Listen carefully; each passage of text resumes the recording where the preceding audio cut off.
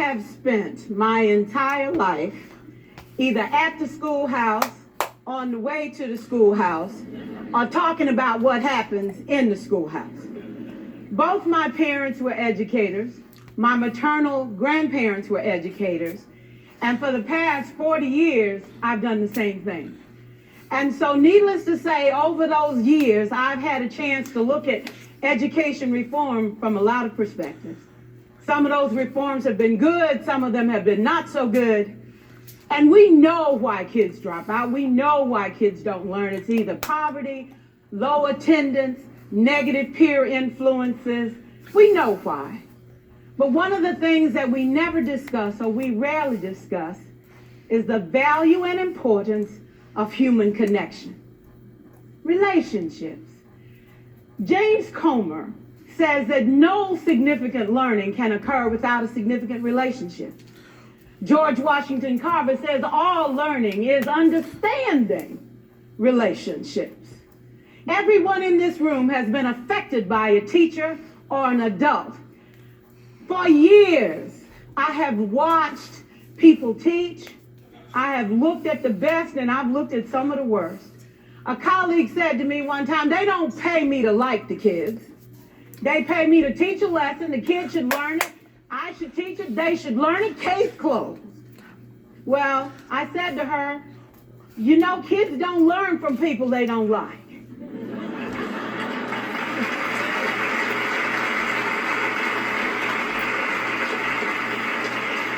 She said, that's just a bunch of hooey. And I said to her, well, your year is going to be long and arduous, dear. Needless to say, it was. Some people think that you can either have it in you to build a relationship or you don't. I think Stephen Covey had the right idea. He said you ought to just throw in a few simple things, like seeking first to understand as opposed to being understood. Simple things like apologizing. You ever thought about that? Tell a kid you're sorry, they're in shock. I taught a lesson once on ratios. I'm not real good with math, but I was working on it. And I got back and looked at that teacher edition. I taught the whole lesson wrong. So I came back to class the next day and I said, look, guys, I need to apologize. I taught the whole lesson wrong. I'm so sorry. I said, that's okay, Miss Pierson. You were so excited. We just let you go.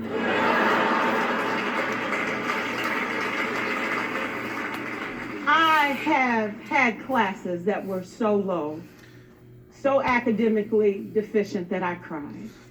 I wondered, how am I going to take this group in 9 months from where they are to where they need to be? And it was difficult. It was awfully hard. How do I raise the self-esteem of a child and his academic achievement at the same time? One year I came up with a bright idea. I told all my students, you were chosen to be in my class because I am the best teacher and you are the best students. They put us all together so we could show everybody else how to do it.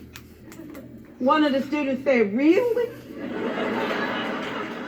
I said, really? We have to show the other classes how to do it. So when we walk down the hall, people will notice us. So you can't make noise. You just have to strut. And I gave him a saying to say, I am somebody. I was somebody when I came. I'll be a better somebody when I leave. I am powerful and I am strong. I deserve the education that I get here. I have things to do, people to impress, and places to go. And they said, yeah. You say it long enough, it starts to be a part of you. And so,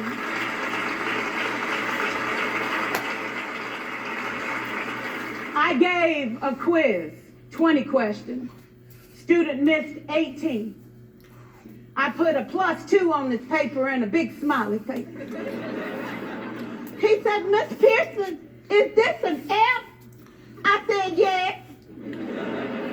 He said, then why'd you put a smiley face?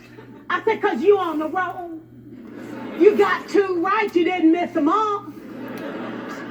I said, and when we review this, won't you do better? He said, yes, ma'am, I can do better. You see, -18 sucks all the life out of you. +2 said, I ain't all bad.